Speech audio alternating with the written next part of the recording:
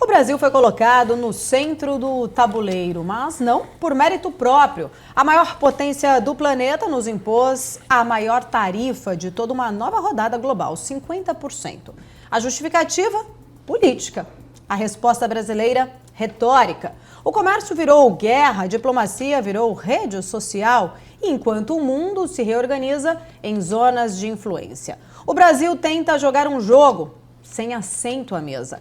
Quando foi que o Brasil deixou de ser um ator relevante na diplomacia global? É o que a gente vai discutir hoje no Strike, que recebe Marcos Vinícius de Freitas, professor de Relações Internacionais. Professor, sempre um prazer falar contigo. Obrigada pela presença. Eu que agradeço pelo convite, Paula. Professor, colocando aqui na nossa discussão, tentando entender de fato todo esse posicionamento dos Estados Unidos perante ao Brasil. Olhando um pouco, pela primeira vez desde 2009, o Brasil acaba sendo agora de fato um alvo de uma tarifa aí, com uma justificativa política explícita. O Trump ele acabou citando o Supremo Tribunal Federal, citou Bolsonaro e até as redes sociais. Até que tipo, na sua visão, que tipo de precedentes isso estabelece nas relações internacionais?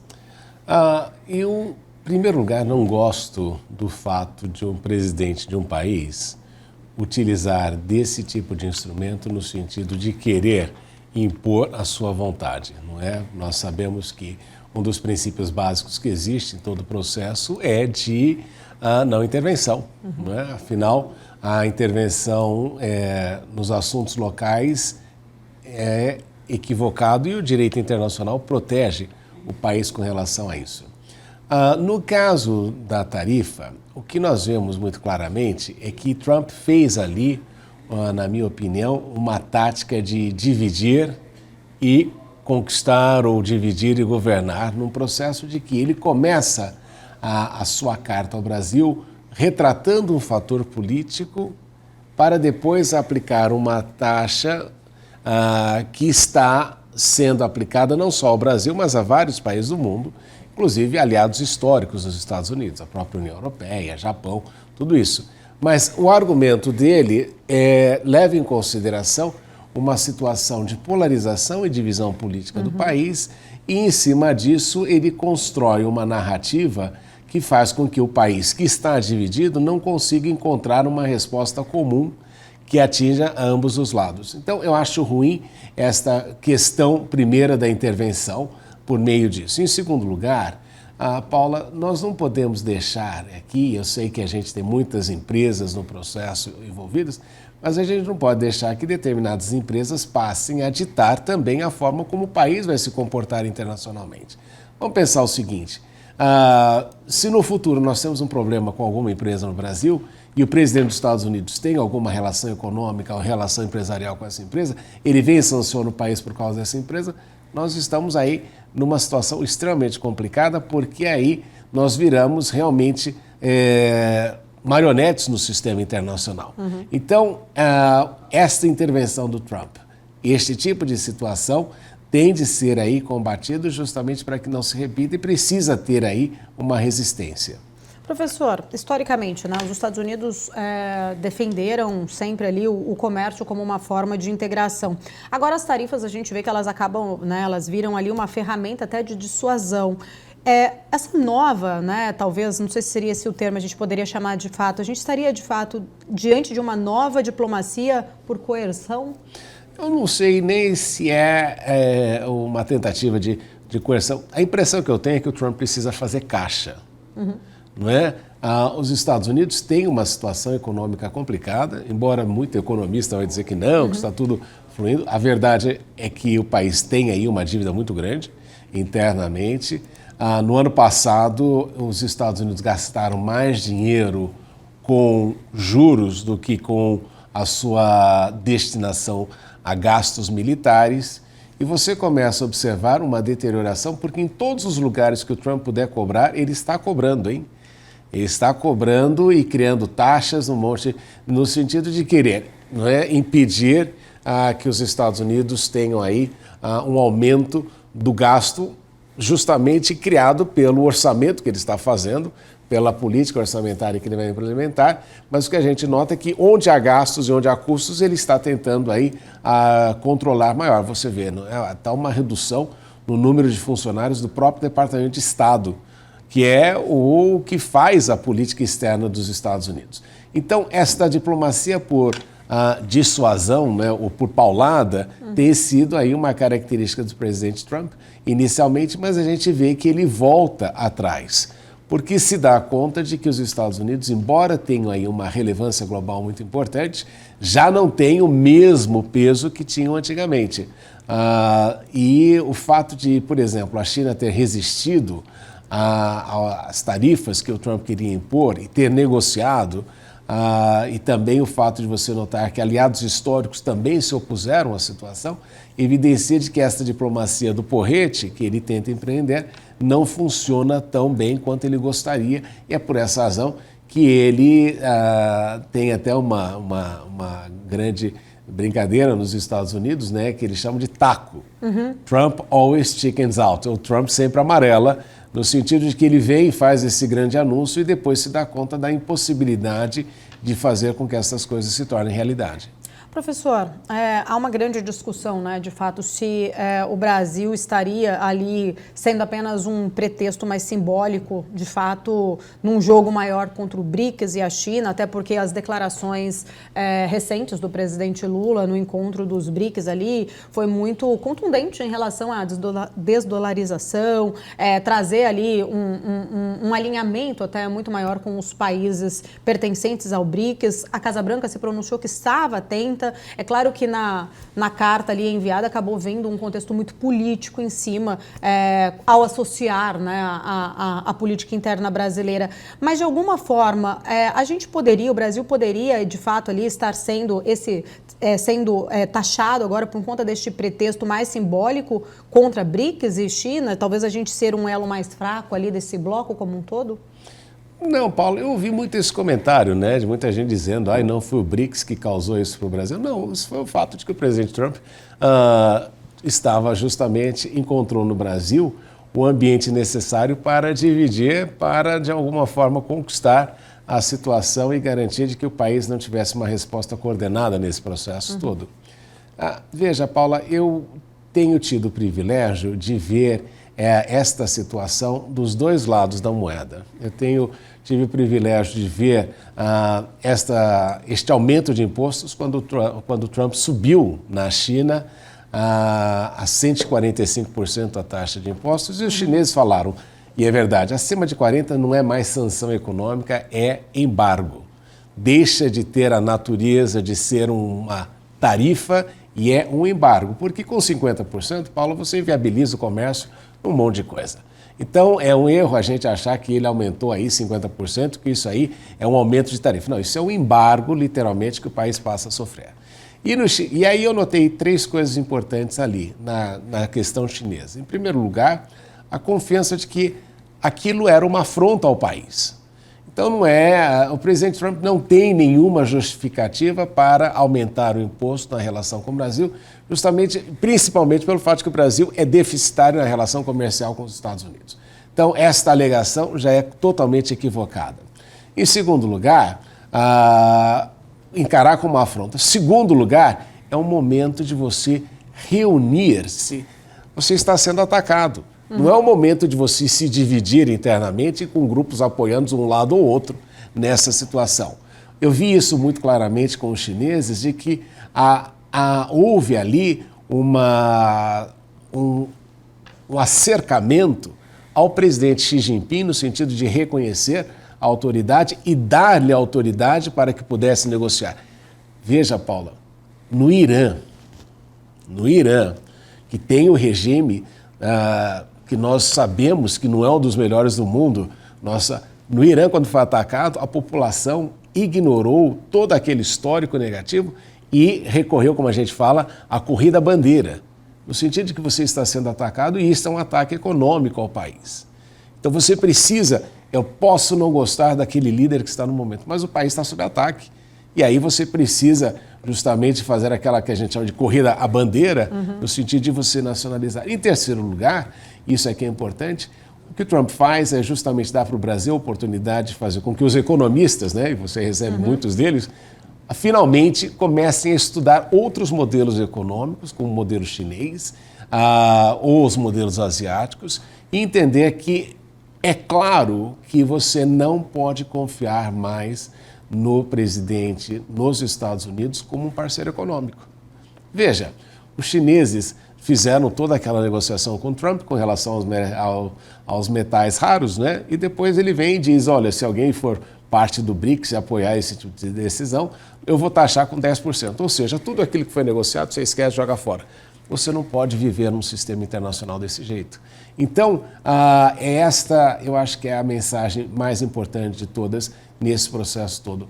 Eu posso não gostar do presidente da República, não importa qual seja, mas no momento de ataque você não tem que ter outra resposta senão ter uma união nacional para você poder responder, porque senão cada um vai fazer de um jeito e aí você vai ter uma situação extremamente ruim para o país no longo prazo.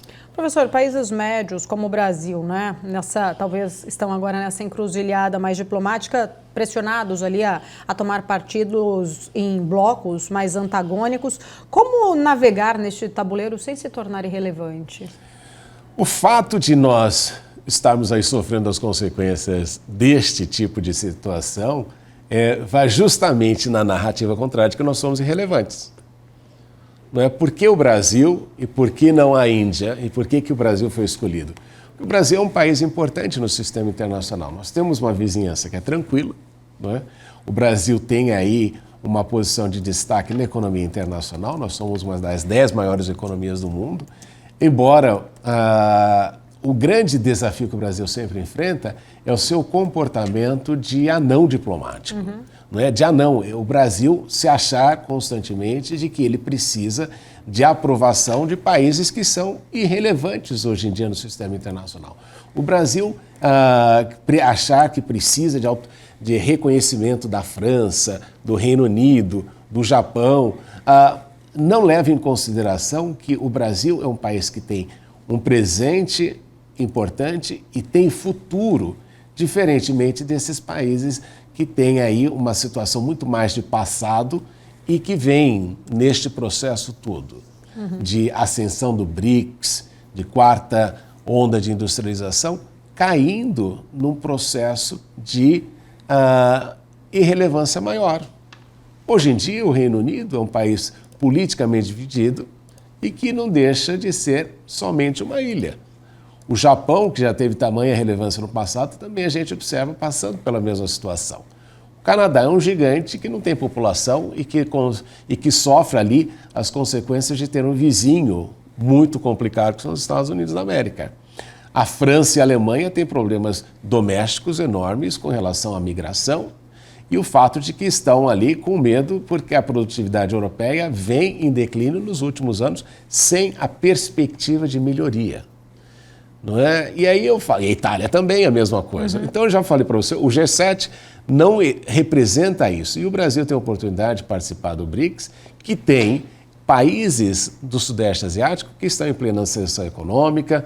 Você tem mesmo o Egito e a Etiópia, que tem lá os seus problemas históricos, mas que também é o continente africano que oferece aí a maior probabilidade de crescimento populacional. Então nós temos esta outra oportunidade de olhar para outras partes do mundo. Historicamente, por preguiça, não é? Porque tem que estudar, não é? Tem que passar e tem que... Veja, Paula, veja que interessante. O Brasil não tem nenhum instrumento de mídia presente na China. E não é o nosso maior parceiro comercial. Nós não temos correspondentes brasileiros na China nesse processo todo.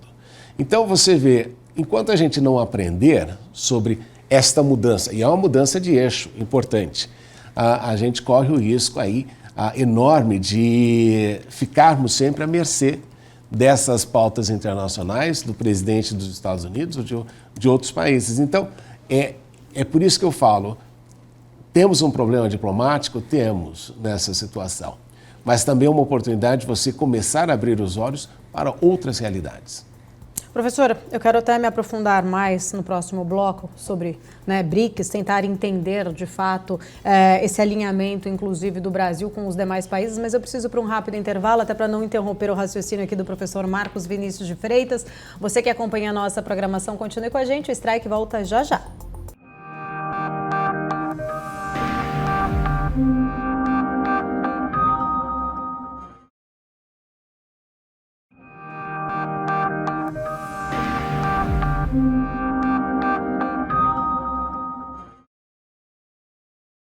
Estamos de volta aqui no Strike, conversando com Marcos Vinícius de Freitas, professor de Relações Internacionais. Professor, a gente até falava no bloco anterior, se de fato essa tarifa maior ao Brasil havia sido aplicada pela questão do BRICS, dessa reaproximação.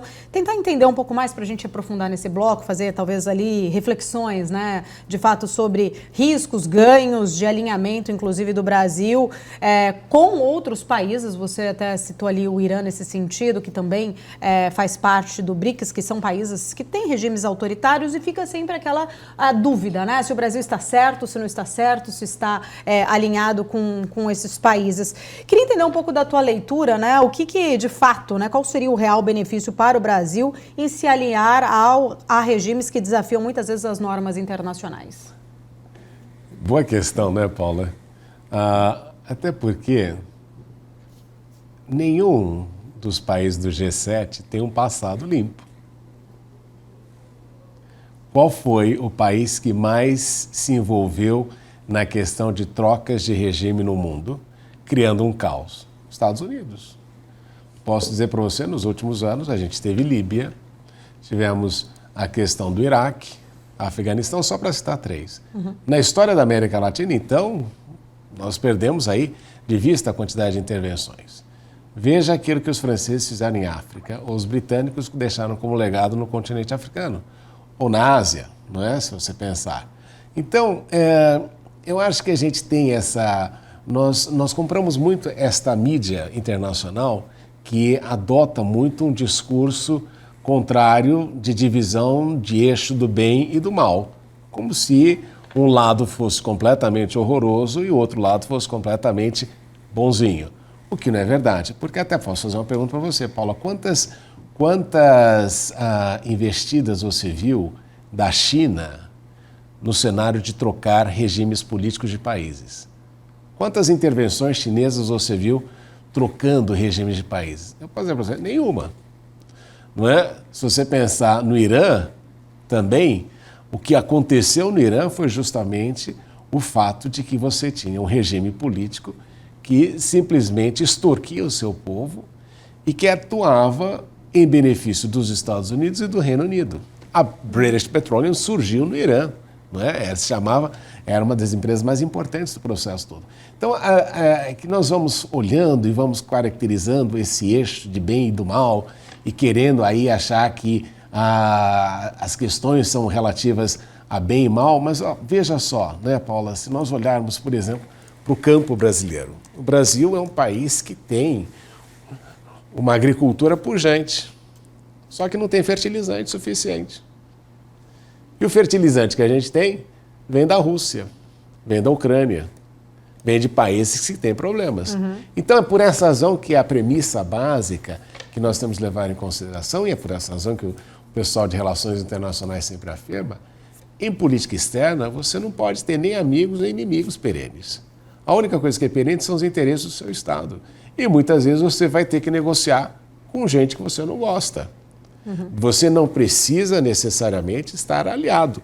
Até porque, Paula, o BRICS, e aqui é importante de enfatizar isso, as pessoas não entendem, o BRICS não é uma associação política exclusivamente. O BRICS tem uma coluna vertebral, que os chineses sempre falam, é comércio. É você aumentar o comércio dos países, porque através do comércio você tem maior desenvolvimento. Não existe coisa mais importante para um país do que ter comércio externo. Porque o comércio, quando você comercializa com outro país, é como se você estivesse fazendo investimento naquele país. Então, quanto mais você vende internacionalmente, quanto mais você faz comércio internacional, melhor é para o país. Então, até porque não é o que, e aqui a gente vem repetindo isso o tempo inteiro, não A China quer fazer do BRICS um bloco de oposição aos Estados Unidos, que é uma pataquada enorme, por uma única razão, Paula. A China é um dos maiores credores dos Estados Unidos. Ela não quer que o dólar perca valor. Não faz sentido para eles. Bom, agora, o que eles não querem é o seguinte, é que os Estados Unidos fiquem ditando regras internacionais e mudando essas regras internacionais a seu bel prazer. E isso interessa para nós. Não é? Se o sistema internacional for mais estável e for igual para todo mundo, melhor é. E aí você começa a pensar assim, a renda per capita chinesa deve crescer 20, 25 mil dólares em 2049. Para nós, abre um oceano de oportunidades. Mas não, eu não vou fazer comércio com os chineses porque eles são de uma perspectiva política diferente da nossa. Pode haver uma postura mais equivocada que essa? Não nos esquecendo jamais, Paula, de que os nossos, aqueles que a gente tem aí como os santos, né, do sistema internacional, são os que fazem mais relação comercial com estes que seriam considerados párias. Os Estados Unidos têm uma relação.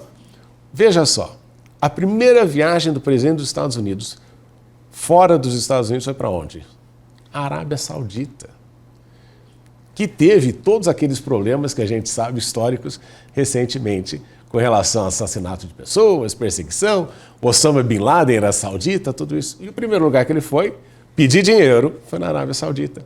Então a gente fica nesta tentativa de ficar qualificando de bem e mal, quando o que interessa é o Brasil saber quais são os seus interesses e onde ele pode alcançar melhores alternativas e onde ele pode buscar melhor o seu processo de inserção internacional. Professor, o bloco em si, né, o BRICS como um todo, olhando, né, não só, acho que a gente pode fazer aqui uma análise até mais diplomática e tentar entender um pouco mais econômica, mas o bloco ele nunca se estruturou de fato como uma aliança mais estratégica, não tem ainda uma moeda comum, né, não tem uma política comercial coordenada, existem também ainda muitas divergências entre os membros ali, entre alguns dos países, principalmente acho que Índia tem um ponto ali muito sensível também, Rússia, mas até que ponto o BRICS hoje ele consegue exercer uma influência real no cenário global? Veja, a própria frase do presidente Trump, quando termina, não é? Se os países buscarem uma alternativa ao dólar, porque ninguém está falando, é um equívoco nosso a gente ficar falando, não, vamos criar uma moeda do BRICS, até porque seria algo difícil de acontecer, porque você precisaria de uma política fiscal comum e você fazer uma política fiscal comum seria praticamente impossível, porque a União Europeia até hoje não conseguiu resolver essa questão. Eles têm uma política monetária comum, mas não conseguem fazer uma política fiscal comum. Então vamos entender que para você ter moeda estável, você precisa de política fiscal, precisa de uma série de outras coisas aí que as pessoas e os economistas vão te dizer que são necessárias. Mas isso não é impedimento para que você tenha aí alternativas ao dólar na questão da comercialização. Brasil e Argentina, por que a gente tem que negociar em dólar? Não é? Se nós temos uma proximidade geográfica nesse processo todo. E se nós também somos fornecedores da China, por que a gente não utiliza, ao invés de só utilizar o dólar, também não utiliza os yuans, que nós teríamos aqui em abundância, porque o Brasil tem um superávit econômico com a China. Então, este é o tipo de abertura que a gente precisa levar em consideração. Agora, também os BRICS são um processo de construção, Paulo, começou há 17 anos. Né? E você está colocando um peso muito grande, não você, né? Se está querendo colocar um peso muito grande numa estrutura que está sendo formada aos poucos, que tem aí uma série de resistências internacionais contra a sua própria existência. A China é um país novo nesse contexto, é um país de 5 mil anos de história, mas é um país novo dentro desse contexto internacional. E a gente tem ali também uma Índia que acha que é um global player, mas a Índia não é. A Índia está longe, um país que tem uma renda per capita de $2.000, que é bem inferior ao do Brasil, não pode querer se considerar uma potência global, embora tenha armas nucleares. Então a gente sabe que tudo isso é um processo de estruturação e claro que o BRICS enfrenta os seus problemas. Nós temos ali a guerra da Ucrânia, mas também não podemos esquecer que tudo vem em razão de determinadas ações que foram tomadas no passado. Eu critiquei ferozmente toda vez que você tem essa ideia de ação preventiva. Os Estados Unidos alegando que o Iraque tinha armas de destruição em massa, quando não as tinha, e para isso estava justificado a fazer uma ação militar. A Rússia alegando que a Ucrânia ia se tornar membro da OTAN e por isso fazendo uma ação militar. O próprio Estado de Israel, né, o governo de Netanyahu, dizendo que o Irã teria armas nucleares, ele já fala isso há mais de 30 anos, e fazendo uma ação militar justamente para atuar preventivamente. Nós passamos por uma situação global que isso é muito perigoso nesse processo todo. Então, eu acho que o BRICS vem numa formatação, eu já falei uma vez, precisa constituir ali um secretariado, precisa ter algumas formatações mais institucionais, mas isso é uma questão de tempo também. Professor, mas isso faz, de fato, ali algum tipo de justificativa do Brasil assumir uma narrativa mais anti-ocidental, né? Como a gente viu, inclusive, nas falas do presidente Lula recentemente. Quais seriam, talvez, os riscos, né, do Brasil acabar tendo essa narrativa anti-ocidental, mesmo tendo, inclusive, investidores, relações comerciais importantes com, né, Estados Unidos, Europa, enfim, com o Ocidente como um todo? A narrativa, veja, o discurso político é uma coisa, a prática é outra. Não é? E é normal que haja um discurso político, às vezes você queira enfatizar determinada questão, até para chamar a atenção da população com relação a determinado assunto. Mas, claro que nós não podemos esquecer que temos relações históricas e econômicas com os Estados Unidos e União Europeia. Uhum. Isso é fato. Seria insano da minha parte não reconhecer isso. Mas você precisa também que alguém diga que o mundo não se resume a Estados Unidos e Europa hoje em dia. E que os grandes fluxos de comércio internacional estão acontecendo em outra parte do mundo. E você precisa, de alguma maneira, forçar as pessoas a pesquisarem, a estudarem, a viverem e a conhecerem essa realidade. Porque, veja, e aqui é importante enfatizar, Paula, nós estamos há 3 décadas negociando um acordo com a União Europeia que provavelmente não vai sair, né? E a gente celebra toda vez, né? Uhum. Não, assinaram um negócio, agora sai, e não sai. Nós não temos um acordo de livre comércio com os Estados Unidos. Nós somos concorrentes dos Estados Unidos com relação aos mercados asiáticos. Uhum. Então, eu acho que a gente precisa ter a sabedoria de entender quais são os interesses efetivos do Brasil.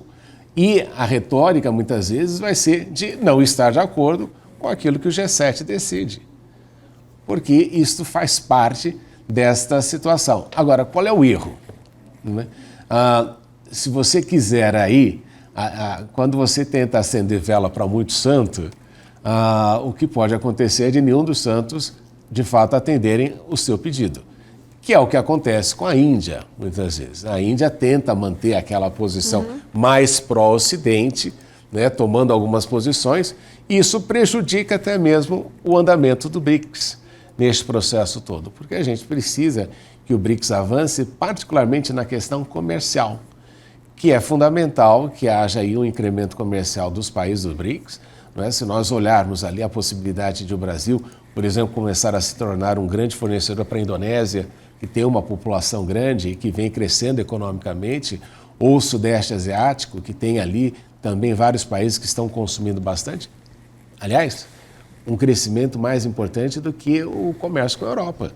Então, se o presidente Lula o faz desta maneira, querendo contrapor um ao outro, é equivocado.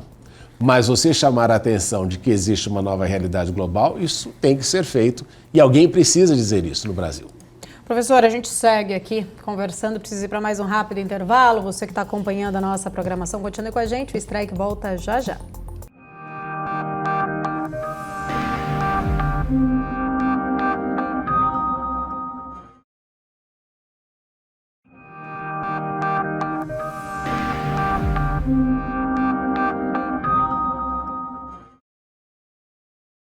Estamos de volta aqui no nosso terceiro bloco do Strike, conversando com o professor Marcos Vinícius de Freitas. Professor, olhando um pouco mais, né, do fora da mesa, talvez vamos pensar assim, né, tentando entender quando foi de fato que o Brasil deixou de ser ali um negociador relevante, se é que a gente em algum momento conseguiu ter essa relevância. Como você enxerga, talvez, esse papel negociador aí do Brasil nesse tabuleiro global? Veja, é uma coisa importante, Paula, para você ser uma potência relevante internacionalmente falando é a questão militar, não é? Para você fazer parte do Conselho de Segurança das Nações Unidas, por exemplo, necessariamente você deveria ser uma potência nuclearmente armada. Mas se o Brasil começar a falar de nuclearização e de se tornar aí, de sair do Tratado de Não Proliferação Nuclear e de se tornar uma potência nuclearmente armada, nós temos aí uma quantidade enorme de gente que vai ser completamente contrária ao Brasil fazer esse tipo de processo. Nós precisamos de um exército e de forças armadas que tenham a capacidade não só de defender o Brasil, mas de projetar poder. E o que a gente viu é que depois da situação de 1964, o Exército Brasileiro assumiu uma função política e muito menos de proteção do território nacional nesse processo todo. Então, para você ser um mediador, você tem que ter um peso importante. E uma das coisas que a gente sempre fala também é você ter um capitalismo doméstico, intenso e forte. O que torna a China relevante no contexto internacional é o seu capitalismo. Não é só o seu poder militar, mas é o fato de que você está aqui, nós estamos usando equipamentos chineses, a China é um parceiro importante da economia global, o que torna um país importante nesse processo todo é a sua capacidade econômica global. E para isso você precisa ter um capitalismo nacional também pujante. Então, não se faz um país somente com multinacionais investindo no país. Você precisa ter um capital nacional que seja forte e que tenha também a ideia de que ele é um instrumento importante para a projeção de poder. Muita gente não entende isso, e aqui eu vou fazer, não é como eu moro na China, dou aula na China, toda essa história, né? Sou espião chinês, então, na China você tem dois estamentos importantes. Você tem a administração, o governo, e você tem o empresariado. O empresariado na China não se envolve na questão política. Não é? Você nunca vai ver ali um empresário chinês virando líder na China, porque isso não pode acontecer, porque, claro, o empresário tem os seus interesses e o governo, nem sempre os interesses do governo vão ser exatamente aquilo que o empresariado quer. Então você precisa ter essa separação. Agora, o empresariado é um instrumento também de projeção do poder do Estado. Então interessa para este grupo administrativo que este empresariado seja forte. Veja, por exemplo, Paula, a questão do campo no Brasil novamente. Uma grande parte daquilo que se produz no Brasil e da riqueza que o campo produz no Brasil não fica necessariamente no Brasil. Né? Nossas empresas, o Brasil tem trading companies. Né? O agricultor vende para essa empresa trading, que geralmente é uma multinacional, e você sabe que a grande parte do dinheiro fica na mediação. Eu não me conformo que o Brasil até hoje não tenha uma grande empresa, uma grande trading brasileira para vender os produtos brasileiros ao redor do mundo. Então, e poderia até fazer uma joint venture com os chineses nesse processo todo, mas isso é importante. Né? Você precisa ter uma situação em que dinheiro fique no país. O que falta para a gente ter? Eu não sei. Realmente eu não sei qual é a falta de interesse ou às vezes os empecilhos de você entrar num outro mercado, mas aí você tem que ter uma inteligência que é importante, você observa isso muito na Ásia. Você quer investir no mercado brasileiro, é 50-50. Eu não posso, o único caso agora que a gente teve foi da Tesla, que conseguiu ali 100%, mas claro, porque os chineses entendem que a qualidade do Tesla é ruim, comparado com os outros veículos, então não tem problema de eles serem donos 100%. Mas foi importante porque trouxe ali algumas contribuições para a questão da indústria automobilística chinesa nesse processo. Mas aí já não é um movimento protecionista, exatamente o que o Trump está querendo fazer? E por que ele está fazendo isso? Bem, os Estados Unidos nem precisam fazer isso porque a maior parte das empresas são americanas, que você tem ao redor do mundo. O que ele está fazendo não é o protecionismo, não é que ele está aumentando essas tarifas para proteger o mercado americano. O que ele está fazendo, e aqui ninguém sabe, né, porque cada hora uma coisa, um discurso, mas se você pensar, o objetivo dele é fazer com que as empresas americanas voltem a produzir nos Estados Unidos. E a única forma de você convencer um empresário a sair de um país é se esse empresário tiver um custo muito alto de entrada no mercado para o qual ele fornece. Então, a medida do Trump não é que ele vai querer, não, nós vamos aqui ganhar muito imposto, até é importante, né, economicamente, porque também é uma forma de tributação, mas nós queremos trazer as empresas de volta, e a única forma que você tem de trazer uma multinacional é se você aumentar a tributação quando ela vende nos Estados Unidos. Então, não é que ele está, não, vamos criar aqui um sistema protecionista da indústria americana. Não, ele precisa trazer, porque existe uma coisa, né, Paula? Quando você produz, por exemplo, essa xícara aqui, né, é muito legal fazer o design, né? O cara fez o design, colocou o logo da BMC, fez o desenho disso aqui. Os americanos achavam que isso ia só o design ia dar o dinheiro. E tá certo, você faz o design e você pede para o chinês, ou o vietnamita, ou o malásio, ou o malaio fazer a xícara, não é? Ele vai e faz. Só que acontece que, com o tempo, quem está no chão de fábrica começa a desenvolver novas tecnologias. Ele pode fazer isso aqui de uma maneira diferente do que foi desenhado. Então, o que aconteceu ao longo do tempo é que as empresas asiáticas, elas começaram a ter um ganho de inovação baseado no chão de fábrica. E quem está na Califórnia só desenhando perdeu isso. E não sou eu que estou falando isso, não é? O próprio Marco Rubio disse: nós precisamos de manufatura acontecendo nos Estados Unidos, porque os Estados Unidos perdeu a sua capacidade de inovação. Então isso é importante você pensar. E aí quando você me perguntou por que a gente não faz isso, eu acho que muitas vezes a gente criou algumas ojerias contra a empresa pública, por má gestão, e o Brasil politizar tudo isso. O que a gente precisa é que o empresariado tenha aquele compromisso também com o seu país nesse processo todo. Ô, professor, a diplomacia brasileira, então, ela poderia, de repente, de alguma forma, estar ignorando a dimensão econômica dessas relações exteriores? Em que sentido? No sentido, por exemplo, assim, de não conseguir fazer ali, como, por exemplo, o Brasil segue apostando muito em retórica que não converte em acesso a mercados, nem aumento de produtividade. A gente precisaria ter um aumento de uma produtividade para conseguir trazer até indústrias ou fazer ali, olhando mais para essa questão empresariada, como você até citou esse exemplo para a gente. Mas, ao mesmo tempo, a gente também não avança, né, em conseguir fazer isso usando talvez a diplomacia. A gente tem, talvez, condições ali de pensar em melhorar essas relações exteriores, usando essa diplomacia ao nosso favor, porque quando o Trump manda uma carta para o Brasil nesse sentido, né, às vezes até falando mais por redes sociais, não fica uma sensação de que o Brasil está sem essa moral de diplomacia externa?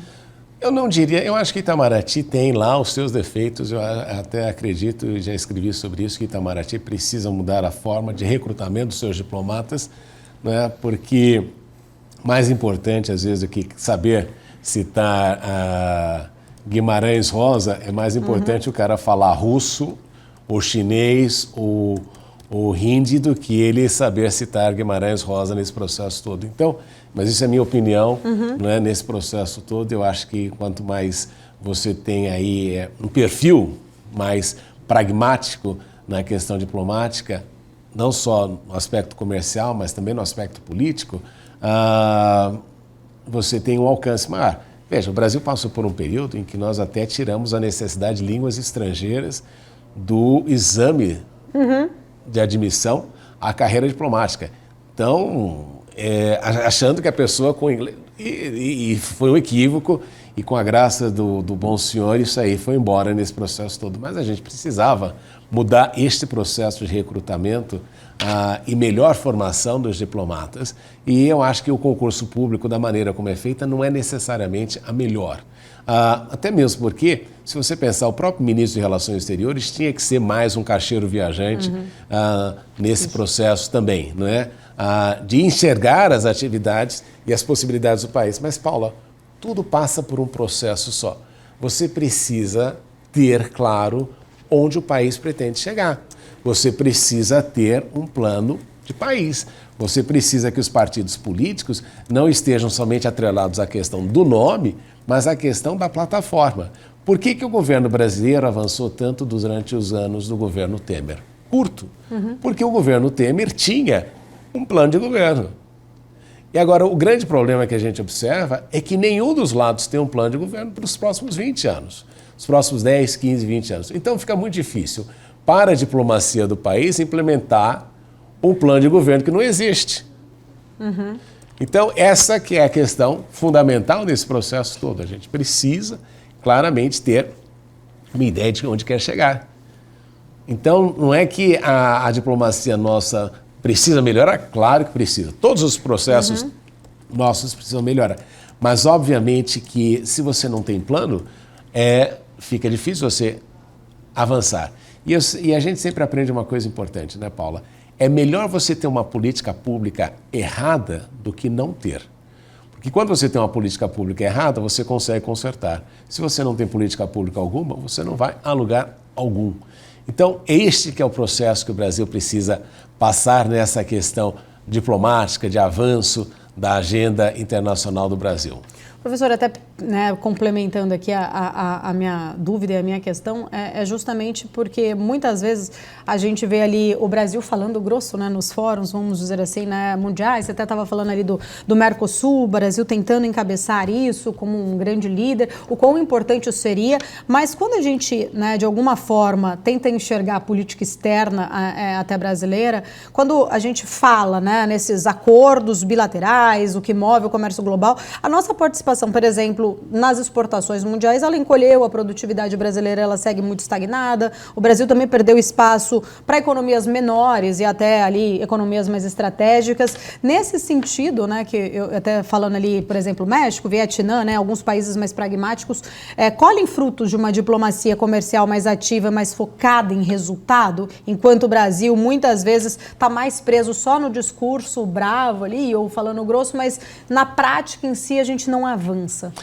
Paula, a mesma coisa se você pensar na questão do campo. Vai a diplomacia brasileira, gasta rios de dinheiro e gasta um monte de recursos da Apex, quando a maior parte da lucratividade do campo não vai ficar com empresas brasileiras. Então, você começa a pensar, bem, será que é isso mesmo, né? Vale a pena eu gastar tanto dinheiro nesse processo, sendo que a grande parte do recurso não vai ficar no país.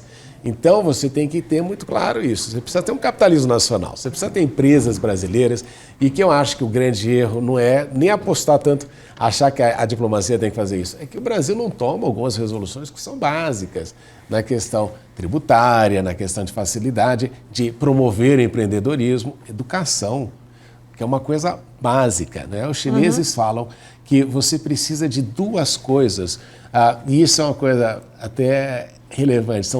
Se a gente olhar para o eixo chinês, eles dizem que são três coisas, eu falei duas, mas são três coisas que são importantes para você crescer economicamente de uma maneira sólida. Em primeiro lugar, você precisa ter segurança.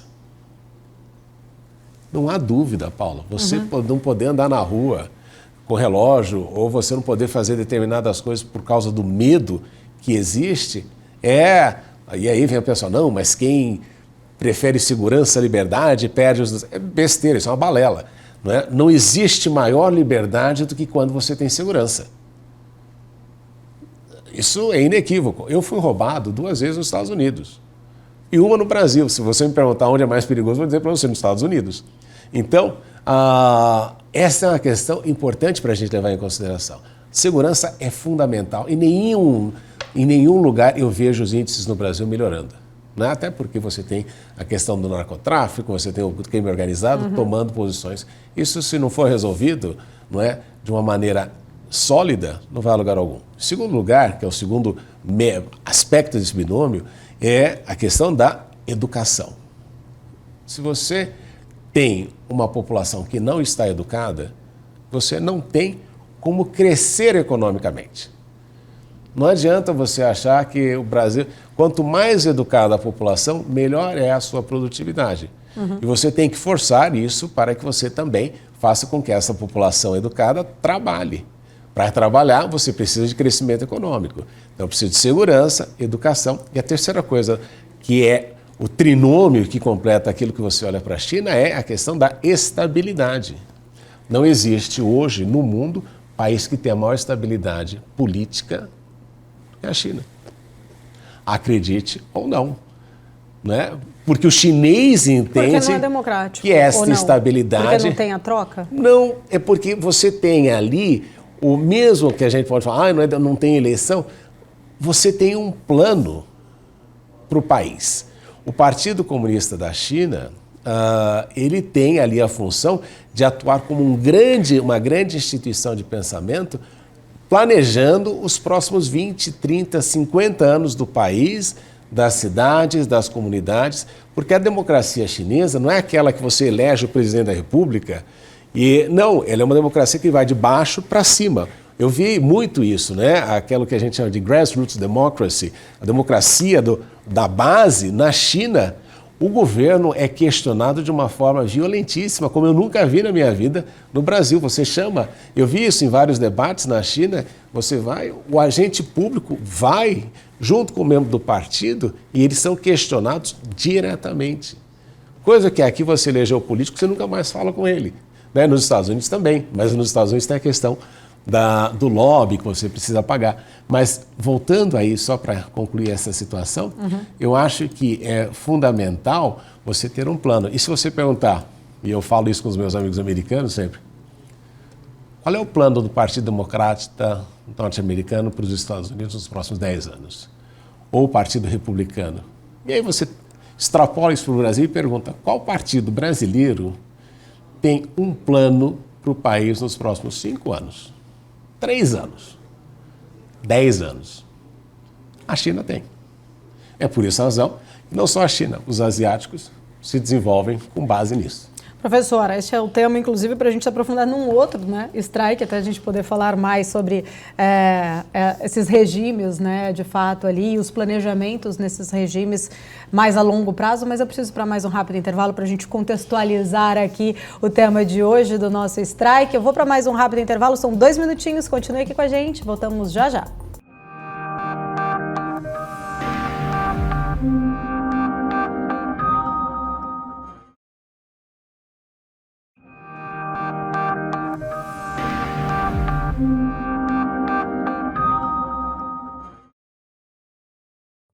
Estamos de volta, agora ao nosso último bloco aqui do Strike. Professor, olhando, né, para todo este cenário, ainda muito incerto também, claro, por conta das tarifas americanas, não só Brasil, né, mas quando a gente olha para uma forma em geral, o comércio internacional, a gente pode afirmar que ele acabou virando uma nova forma ali de uma guerra fria. Hoje essa disputa, ela não é mais só por tarifas ou acesso aos mercados, ela seria mais por influência, mais poder, sobrevivência talvez estratégica. Como que o Brasil ele pode deixar talvez de ser refém nesse embate e voltar ou tentar a ser ali um ator com um peso próprio? A primeira coisa que eu diria, Paula, que é essencial nesse processo todo, é que o Brasil descubra aquilo que ele pode ser disruptivo. Essa é a coisa fundamental, que ele descubra. E ser disruptivo significa agregar valor naquilo que você produz. E produzir coisas diferentes. Mas para isso você precisa melhorar o cenário educacional, produtividade, uma série de coisas. Então, a relevância do país não vai ser de vender suco de laranja ou vender commodities, porque isso todo mundo faz, né? A Austrália, veja que interessante, nós concorremos com os Estados Unidos na questão de soja, nós concorremos com a Austrália na questão de gado, concorremos com a Índia naquilo que se refere na questão de minério de ferro. Então, se nós não encontrarmos aí elementos disruptivos, nós enfrentamos o risco de nos tornarmos cada vez mais escanteados nesse contexto internacional. E existe, sim, possibilidades. Eu não vou ser aqueles alucinados ambientalistas na questão de Brasil ser aí uma potência ambiental. Não adianta você ser uma potência ambiental se você não consegue transformar o verde em recursos. Os chineses conseguiram isso. A China criou o veículo elétrico, não criou, né? Inovou, melhorou e transformou e se tornou um parâmetro na questão do veículo elétrico. Painéis solares. Então, nós precisamos encontrar coisas disruptivas, não é? E para isso nós precisamos utilizar o quê? Qual é a grande vantagem competitiva que nós temos? Nós temos aqui um arsenal de biodiversidade que inexiste no mundo. por que o Brasil não tem empresas de farmacêuticas de ponta, voltadas para o sul global? Porque você sabe que a grande parte das doenças são tratadas do norte, porque a maior parte das farmacêuticas são do norte global. Então tem muita doença do sul global que você nunca tem aí um tratamento adequado. Por que nós não temos efetivamente empresas farmacêuticas utilizando a biodiversidade que existe no nosso país? Então, este é o tipo de pensamento que, infelizmente, falta nessa questão aqui de pensar o país a longo prazo. Professor, acho que fica muito claro que o tarifaço ele acabou evidenciando nessa, não sei se a gente pode dizer nova geopolítica comercial, mas os resultados econômicos eles não garantem proteção e nem influência. A prova disso é a balança comercial entre Estados Unidos e Brasil, e mesmo o Brasil sendo ali deficitário, acabou sendo aí taxado, né? A gente está até usando o termo não mais nem geopolítica, mas geoeconomia. Geoeconomia, né? Nesse processo geoeconômico global que a gente nota, não é só a questão do poder militar, como a gente associou no passado, ou o mesmo fato, como você bem mencionou, de você ser superavitário ou deficitário na relação comercial com os Estados Unidos. O que importa, e isso aqui é a coisa mais relevante que a gente pode extrair desta conversa que nós temos e que tivemos, é que você precisa ter um capitalismo nacional pujante. Você precisa de um empresariado forte, mas você precisa de um empresariado forte que seja também competitivo e que seja produtivo. E que não busque no Estado a proteção somente para preservar privilégios, mas sim para se tornar competitivo globalmente falando. Todo mundo gosta de citar, né? A gente vê aí o caso da BYD crescendo, tudo isso. As pessoas se esquecem que quando esse aspecto do carro elétrico surgiu na China, havia mais de 100 empresas. Uma concorrência brutal para você chegar naquilo que a BYD é hoje. Então você precisa entender que concorrência é o nome do sistema. E a segunda coisa, um capitalismo muito forte doméstico. Mas para isso eu preciso também voltar à base, preciso melhorar a educação, preciso garantir salários melhores para as pessoas. E não podemos esquecer, e aqui é fundamental, Paula, uma das coisas que eu não vejo nenhum político falar, que isso eu acho admirável, por exemplo, na China, é que o governo e as pessoas sabem que o objetivo é chegar em 2049 com uma renda per capita de 20 a 25 mil dólares. Qual político brasileiro fala de, em 2050, o Brasil ter uma renda per capita de 20 mil dólares? Ninguém. Então, quando você projeta uma renda per capita, você fala, então, você tem o ponto de chegada, vamos fazer o tracejado da caminhada. Enquanto a gente não sabe fazer o tracejado da caminhada, aí o negócio se perde, né? Aquela famosa frase, acho que é da Alice, né? Quando ela chega naquele ponto da estrada, a estrada bifurca, e ela pergunta qual o caminho que vai seguir, e a resposta é clássica, né? Se você não sabe o caminho que você quer seguir, qualquer estrada te serve. Então, eu acredito que isso seja o fundamental para que o Brasil, que é um país relevante, eu não gosto quando as pessoas ficam falando, não, o Brasil é irrelevante internacional. O Brasil é muito relevante, tanto é que faz parte do BRICS, né? Senão não faria parte do BRICS, senão o Jim O'Neill não teria projetado a economia brasileira como uma economia crescente, que criou toda a questão do acrônimo do BRICS. Mas o Brasil é importante, agora a gente tem esse pensamento, às vezes, que foi plantado e que nós não conseguimos superar. É muito difícil para os países que foram colônias, e até mesmo a Índia, deixarem de ser colonizados mentalmente. Professor, ótima discussão, quero agradecer. Muito obrigada, sempre um prazer tê-lo aqui com a gente na nossa programação. Até uma próxima. Eu que agradeço pelo convite. Até mais. Grande professor Marcos Vinícius de Freitas, trazendo aqui uma leitura muito importante, né, sobre esse posicionamento, inclusive, do Brasil na política externa, mas também olhando, né, internamente o que a gente ainda precisa investir, olhar para pensar, né, de fato, em conquistar um papel relevante no cenário global. Eu agradeço a sua audiência, o Strike de hoje fica por aqui. A gente se vê na semana que vem. Até lá, tchau, tchau.